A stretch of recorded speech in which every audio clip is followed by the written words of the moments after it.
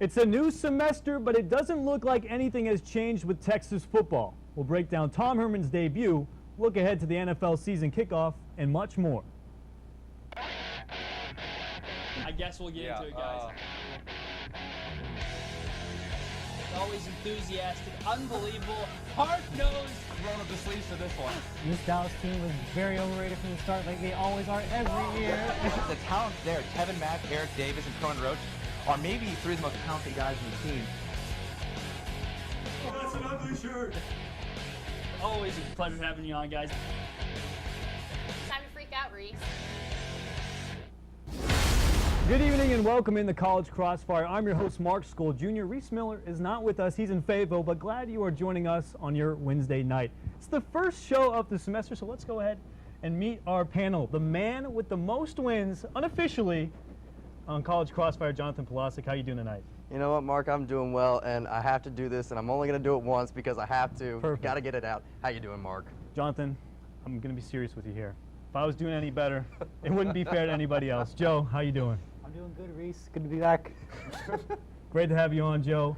The last man, last but not least, Matt Adams. Glad to have you on. First time in a while. Yeah, first time in a couple of years, but glad to be back on, though kind of missed the good old master control. But you're a Crossfire legend as it is, so glad to have you back on. All right, guys, let's jump right into it. Texas lost the opening game of the season against Maryland, 51-41. Yes, you heard that right. 51 points to Maryland in head coach Tom Herman's Texas debut. That's the most points ever allowed in a Texas head coaching debut.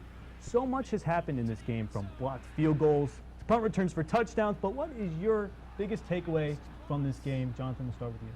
For me, this game looked eerily similar to a Charlie Strong coached team right there. I mean, the special teams is still a mess. Josh Rowland had one missed field goal and a blocked field goal that was returned.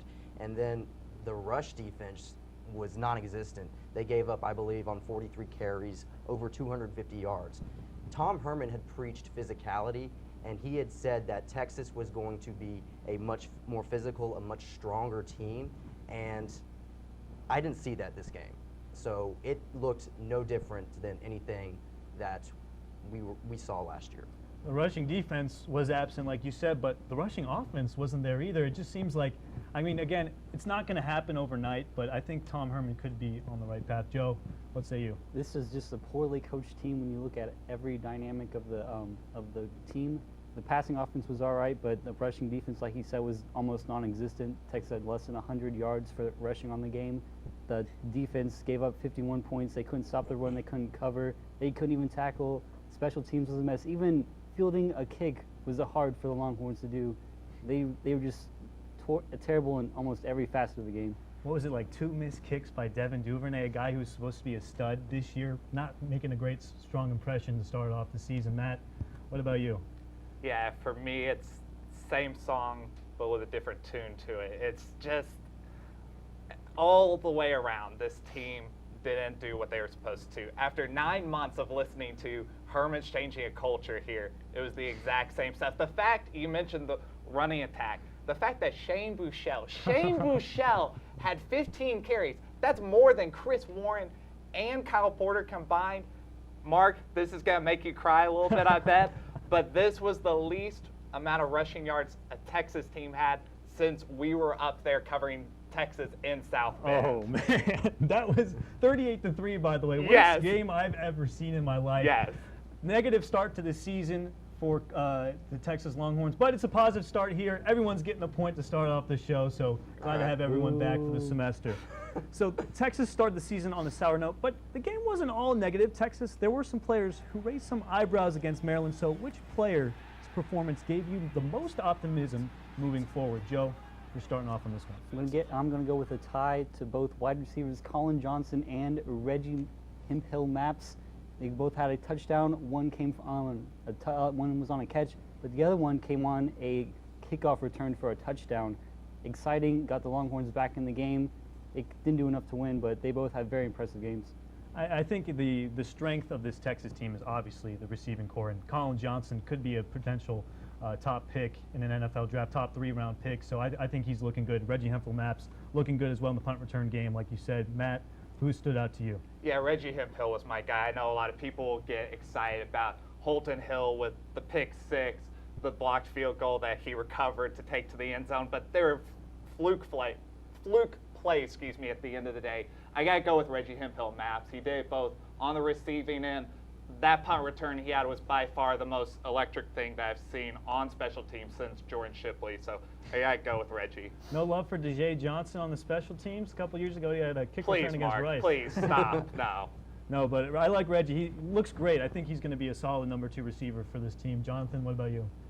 For me, it's definitely got to be Holton Hill. He had a really bad sophomore campaign. You have to remember that. And so for him to bounce back in the first game of this new season, maybe he's gotten over that hump. I think he has. He had the pick six. Fluke plays. Somebody's got to make him. He had the pick six off the tip. He returned the blocked field goal for a touchdown. Like I said, somebody's got to make those plays. If he's not there, Texas loses even worse. This game isn't even relatively close. Holton Hill, Texas doesn't have a good defense from what I've seen so far. But Holton Hill, he looks like he can live up to that potential when he was first brought in to be that number 1 cornerback, that lockdown cornerback. The only problem is, Jonathan, he's not a lockdown corner. He and Chris Boyd are so weak on the outside. They're relying too much on the safeties. They can't do that going forward, especially in the Big 12. It doesn't matter when you can't get pressure on the quarterback, though. That's the thing. That defensive line, we've heard so much about that defensive line. They did nothing. They have no depth. Yeah, I'm going to go with Jonathan here. I like all 3 players. Obviously had a great game, but Holton Hill had the most points for Texas on Saturday. So I'm going to have to go with him, and he's a defensive player, so that's pretty impressive. So Jonathan's got 2. Moving on, obviously there's been a ton of hype around Tom Herman. Fans hoped Herman had some magic fairy dust to make the losing go away, and they certainly showed their frustration when they lost again as they threw Paper fans onto the field in disgust. Herman says he understands, though, where these fans are coming from. I get it. You know, you're disappointed. You want the Longhorns to win and do well, and so do we. And but you know, hopefully, we won't have that issue again. You guys can see Herman certainly doesn't want to be a disappointment in year 1 at Texas, his dream job. So what does he need to do to make this season a success? Matt, we're starting with you. Well, they got to get the defense rolling, that's for sure. Offensively, they had some success, especially in the second half. But you got to get this defense going, especially when you're going up against quarterbacks going forward, Sam Darnold, Mason Rudolph, Baker Mayfield, even Will Greer. For this year to be a success, they got to at least go 7-5, and they got to show against This was a games really, in particularly really like OU, somber TCU, West Virginia. They got to win 1, 2, preferably all 3, but 7-5 campaign for sure to be a success.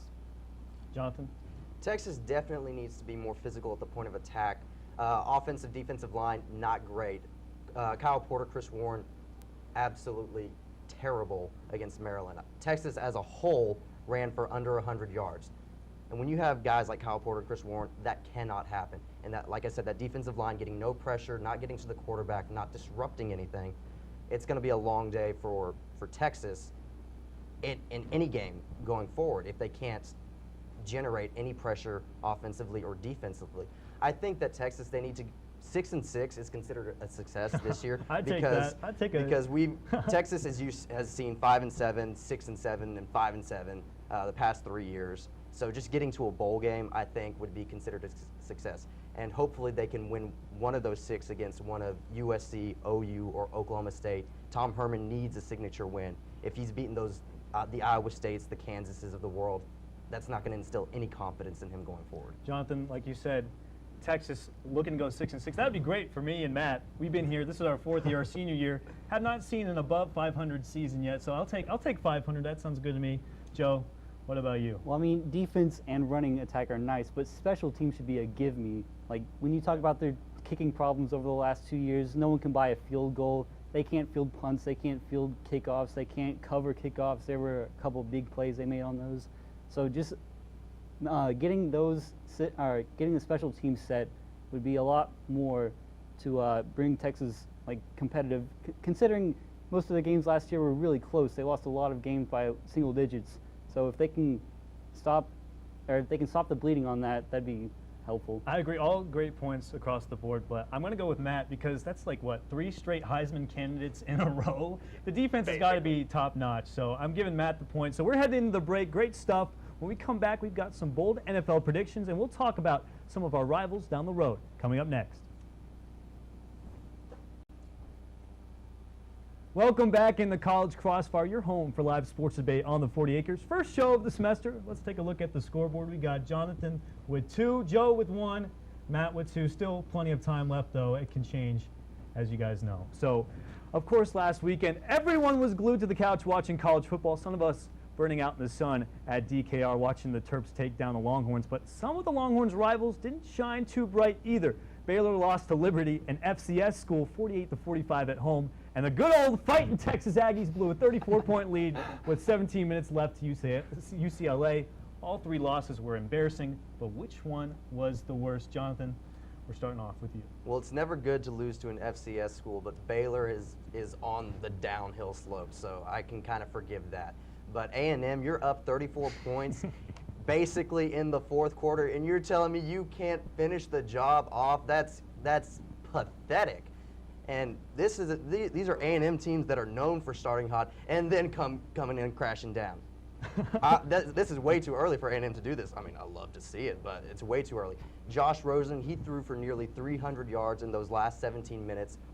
All 4 of his touchdowns came in those last 17 minutes. So that was just an epic collapse. 2nd largest comeback in the history of college football. 34 points. Think about that. 34 points in 17 minutes.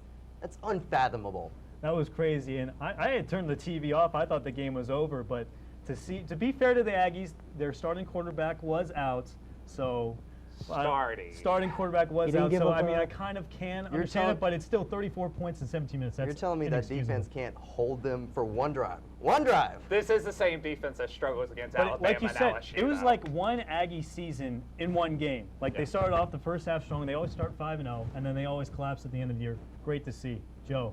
Well, when you look at Texas and Baylor, they both have new head coaches, so there's some expectation that they might not exactly get off to a hot start. But when you talk about a coach on the hot seat like Kevin Sumlin coming into a big game, big non-conference game, and they just drop the ball on that in the worst way possible too. There were regents on Facebook talking about how they want him out. This is probably the most embarrassing one. Yeah, Tony Busby not thrilled. He wanted someone gone after the game. He was furious, and understandably why. Matt. Yeah, I have to agree with them. You have to go with A&M on this one. The problem, for Baylor, I get it's an FCS school, but Baylor has dealt with so many off-the-field issues. They're going through a transition with the administration, so you can't really fault Baylor. But with A&M, the problem with A&M is they already know what they're seeing against UCLA, and that's a problem. The fact that UCLA nearly beat them in College Station a year before when Rosen looked just flat-out awful. Just flat out awful, and you can't keep the running game in this season. A&M couldn't just rely on the run game to slow down Rosen, to keep the ball out of Rosen's hands. It's inexcusable. And like you said, Tony Busby, who has deep ties to Rick Perry, another A&M grad. So it's a rough one for A&M. Leave someone Lane Kiffin style, just out, on the tarmac, at the airport. You know what? I always love to give points against the Aggies, so everyone's getting points again. So it's 3-2-3, but still we're going on. While it's great to have college football back, it always seems better when both college and professional football is on. First game of the NFL season is tomorrow night, Pats and Chiefs. It's finally here, but it seems like every year something unpredictable happens in the NFL. Last year, the Cowboys shocked the world with 2 rookies leading the way, #1 seed in the NFC after finishing the season 4-12. So I want a bold prediction, and I want Super Bowl predictions as well. Joe, you're starting off. As of now, Zeke's 6-game suspension is upheld. So I think with him out for 6 games, everyone starts to realize Dak Prescott's not that great of a quarterback without his running attack. So the Cowboys' offense starts to get exploited. Those offensive linemen are not the great wall that everyone thinks they are. So they lose a couple games, they don't win the division, and I think that's enough for the Cowboys to miss the playoffs. But who I do think is going to make the Super Bowl, give me Raiders over Packers. Oh, I like that. I would love to see that, especially if it's the Packers losing. Matt? So my bold prediction, we've seen a new trend. The NFC South has new winners each and every year. No. I think this year. No, I'm not going Saints. Don't go there. Don't go there just yet. The defense sucks. Anyway, the surprise for me, the bold prediction, the Buccaneers are winning the NFC South. Okay. The offense is loaded for Jameis Winston. You've added Deshaun Jackson. You've added O.J. Howard at tight end. You already have Mike Evans. If Doug Martin can come back, this is the year the Buccaneers finally get into the playoffs, and they're winning a game, actually. Winning a game. They're in the winning a game. postseason. Oh, Do they get it past the second round or no? no, don't go that far. My Super Bowl prediction. Oh, man, I kind of forgot about this one, actually. I'm actually going to have to go with, I'm going with the Steelers over the Packers. Steelers over two Packers. Come on, man. But yeah, I like the Steelers offense this year. Le'Veon And they've Bell, added a Antonio lot. Brown, And they've added a lot of help in the secondary. You add Joe Hayden there. Martavius Bryant also back off yeah. the suspension, a year-long suspension. So should be a good year for the Steelers. Jonathan, what's one of your bold predictions? Well, everybody knows that the Titans are going to be pretty good this year, but I'm going to take it one step further. They're going 11-5 because it's the weak AFC South. They're going all the way to the AFC Championship game against the Patriots. Ooh. That offensive line, that offense in general is just loaded. They have, I believe, one of the best offensive lines in football. Their wide receiving core is loaded. They have a two-headed monster in the backfield. And then Mariota, he's going into his third year. He looked sharp last year, and this year he's going to be even better. I think they ultimately fall to the Patriots. I mean, it's just one of those things, like, I think the Patriots have one more run in them. And so in the Super Bowl, I believe it's going to be Patriots and Packers, but I believe the Patriots fall this time. I know you hate that answer. I know you hate that answer, but I think the Packers go in. Ty Montgomery wins Packers?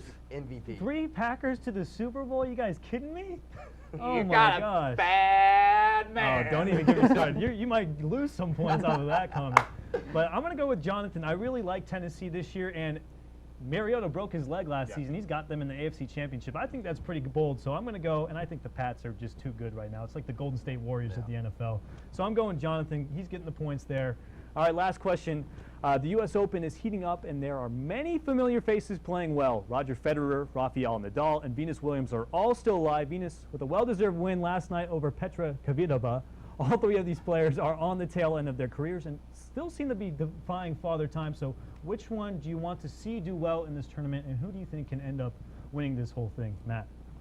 Oh, man, this gets me excited here. Oh, no. Oh, man. Oh, jeez. Oh, okay, so I got to go with Roger Federer here. The fact that Roger Federer, he had a dismal 2016 season, all the injuries with his knee, his back. He, the whole Brady suspended 4 games, he was healthy going into the season. That's kind of what Roger Federer was able to do. He was able to go into Aussie. He was able to take on Wawrinka, Rafael, beat both of them for the title. He sat out of the French Open, and that was the smartest decision for him to prepare for his 8th Wimbledon and to prepare for this U.S. Open. 5 consecutive U.S. Open wins. He's playing Del Potro right now. He should win that one. I got to go with Federer for this one. Federer, I like him. He's probably one of my favorite tennis players ever, so I think he could definitely do well. I don't think Father Time's stopping him anytime soon. Jonathan, what about you? I believe that Venus Williams, this is honestly the right time for her to win one last Grand Slam title. She honestly, she doesn't have Serena in the field. That's true. When Serena's in the field, it's pretty much over. Sharapova just came back and she's already out. That's 2 of the biggest names in tennis right there, gone. Venus Williams, she's been playing extremely well at age 37, dealing with the disease that she's had to deal with that saps her energy, and for her to come out and be the runner-up in 2 Grand Slams already this year, and she's acting like she wants more, and I see her getting more. I believe that she can take it all the way to the final and win the U.S. Open this year. She definitely looked very good last night, Joe. What about you? Options again? Nadal, Federer, and Williams. Yeah, all right. Venus. I was gonna go with Venus Williams anyways, because when was the last time you saw her win a Grand Slam championship? Like 2006. For her to come back. She's won twice already, but. All right, yeah. So this is while Serena's out, this is her time to shine. But also, don't forget about that car accident she was in. This would be a nice story of redemption for her to win another Grand Slam in light of all that. Joe, I'm going to go with you here. Would love to see. I love the bounce back kind of stories, and I think Venus Williams certainly has a chance to do that, especially with her sister out of the running for right now. So that's it for right now. We're going in the rapid fire. You don't want to miss it.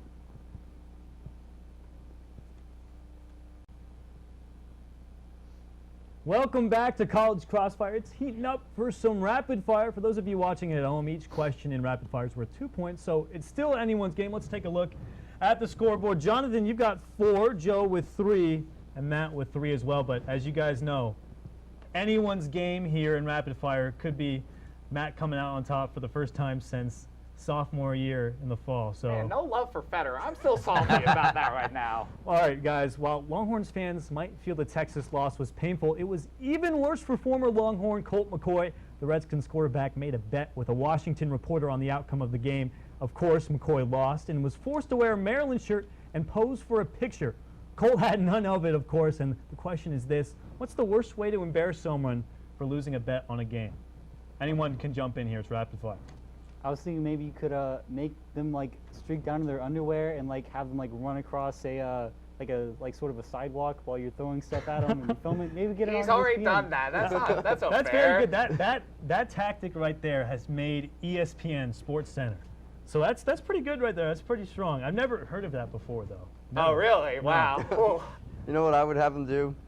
Wallow in the embarrassment of this loss, and then make them be a fan of A&M for one day, and then let them wallow in the embarrassment of that even worse catastrophic loss that A&M put out there against UCLA, and let them sit with that for forever. Just like that. Oh, I always like torturing the Aggies. It's always good. Oh, Matt? man. Oh, man.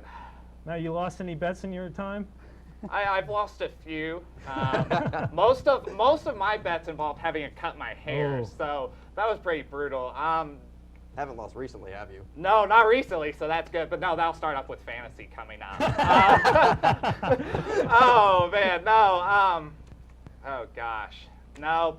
Probably my biggest thing is most of my people hate the Mavericks, so I'd probably have to make them wear a Dirk Nowitzki jersey for about a week, That's not just a punishment. consecutively. That's not a That's a punishment. punishment. That is not a That's a punishment. punishment Oh, one for of sure. the Greek god, or not the Greek god, the German god, excuse me. I'm thinking of Giannis. But no, Dirk, I mean, he's a great player. You can't, that's not a punishment. I don't Even think. I like Dirk, and I'm a Rockets fan. I'm going to go with Joe here because I've never heard of that idea before. Bruh. It sounds really good. Bruh. So I like Joe's answer there. So Joe's in the lead right now. He's got 5 points. Moving on, the MLB hosted Players Weekend in recognition of the Little League World Series, where the players wore jerseys with their nicknames on the back. My personal favorites were Carl Edwards Jr. of the Cubs with Carl's Jr. on the back, and of course, Kyle Seager of the Mariners with Corey's brother on the back. Corey Seager's the studs, shortstop for the Dodgers. Would love to see the Texas Longhorns implement a Players Weekend jersey, and if they did, who would you give a nickname to who, and what would it be? And no Malik Jefferson, the Predator, that's already taken. Fair enough. This is time to get creative here. Well, first off, what I would do is I'd take Patrick Vahe, Okay. paint him green, and then make him the Hulk. Okay, I like that. Put him I in like those that. purple shorts, make him the Hulk, because he already looks like a monster enough as it is. He does look like a monster. He looks like that guy from that new Disney Channel movie, like Moana, I think it is. Bruh. Yeah. Exactly. Dwayne The Rock's character? So what, is he going to turn into a bird or something? I have no clue. I don't know. Anyone jump in? Matt? Man, Joe? you know, Holton's already got pretty good with Hollywood. You could make him the Flash. The as Flash, Many times, I like as that. many times as he's streaking to the end zone. You were the one who just Yeah, were you- criticizing Holton you didn't Hill like him earlier. about- Hey 20 minutes man, ago. you know he's got Hollywood. That is so cool, but you gotta give him the Flash. The Flash? Okay, He's I like scoring that. to the end zone more than everybody else. So That's true. Joe? I would have to go with Chris Warren, the RG3, Oh my! Oh, who man. cannot stay off the injury list. As long as it wasn't the Derrick Rose. I'm going to go with Matt here. I like the Flash here. It's giving a guy with already a cool nickname another nickname, and I thought he was very impressive against Maryland. And we got a lot of time for this last rapid fire question, so it's still anyone's game. It's 4-5-5. So whoever wins this one, whoever gets this one, wins the game. First game of the semester, who's going to come out on top. So let's get right into it. Not sure if you guys saw this, but Mets reporter Steve Gelbs caught a foul ball out of the air during a live report at Minute Maid Park. Pretty cool stuff. He handles it so nonchalantly, too. while doing his report. So we have seen some creative minds on this panel tonight. So for the win, what's something you'd like to see a sports reporter do during a live hit of a sports game? Oh, you know what I would want to answer this. I know what you want to answer this. Don't be a boat. You gotta be God, don't creative. a Gotta be boat. creative. I'm giving creativity. Points for creativity. All right, I like to see someone cover the next Mayweather fight, and then they fight Mayweather. Ooh, I like that. I like that. Joe, coming strong. You guys got to counter that. on a boat. Okay. Fight. Can he like lose points for that? I thought that was good. I thought that added to it. Bruh. Fighting Mayweather on a boat. You guys got to top that. How are you guys going to top that? Come on. He kind of Get the took creative everything. juices flowing. He took my whole being with that answer. You know, for me, okay, so I gotta see a reporter. Oh man, I want to see LeBron James in a dunk contest finally. I want to see a reporter take on LeBron. Wait, so what's the reporter going to do? Dunk contest. Wait, so there's no reporters who can dunk? Hey man, you No don't know reporters that. can dunk. I can Like, dunk. Dude, can you see Ernie Johnson going up there and like? Oh, yeah. No way, dude. Oh, yeah. He probably can't even touch the net. No, he can All probably right, you dunk. got to give me a reporter who's going to be able to dunk on him. And it can't be like former NBA players either. That's no fun. What, I What want about Shaq. what about Angeronimo? Well, that'd be pretty funny, huh? Oh. No. Oh. Anthony, Oh man. good pal at the KI. Oh man. Jonathan. Okay, so I'd like a sideline reporter to, in the middle of a game, go up, just take a beer, shotgun it, go steal a bat from the guy who's on deck, get in the box, go up against Aroldis Chapman, just knock one out of the park Aroldis? as he's running around the bases and just completely taunting him as he goes around to score the game-winning run right there, and then goes and pounds another beer. On a boat. Stop it. Honestly, he could probably hit a home run off of Aroldis because he hasn't been that good lately. Good. He's still throwing 105. I'm going with Joe, though. Bruh. I really like that answer. Fighting Mayweather on a boat. That's pretty impressive. So Joe is our winner, the first winner of the 2017 fall semester. Do we have time for FaceTime? We do. Joe, take it away. Well, I didn't actually think I'd win. I was trying to tank for a good pick this year. So despite my best efforts, I guess I came out on top. You got anything for me to say? Is the Mavs going to do anything this year or what? Probably not, dude. No. I hope No. no. I hope they tank Absolutely too. not. Tank. Oh, they're going to tank too. They They're may, gonna get they Mo may win Bamba? 20 games. Oh, Mo Mo Bamba. You're going to Bamba. have some nice Texas Please. Dennis basketball Smith, talk later on. Dennis Smith This and is- Mo Bamba. That'd be pretty cool. I'd be pumped to see that. love But that's all we have time for on the first college crossfire of the school year. It's going to be a great semester, guys. Joe Morris is the champion. Don't miss College Press Box next Monday at 9 for a recap of all sports news on the 40 acres. Special thanks to everyone in the studio, Master Control, and to you for spending your Wednesday night with us. Till next time, I'm Mark Skol Jr. Good night.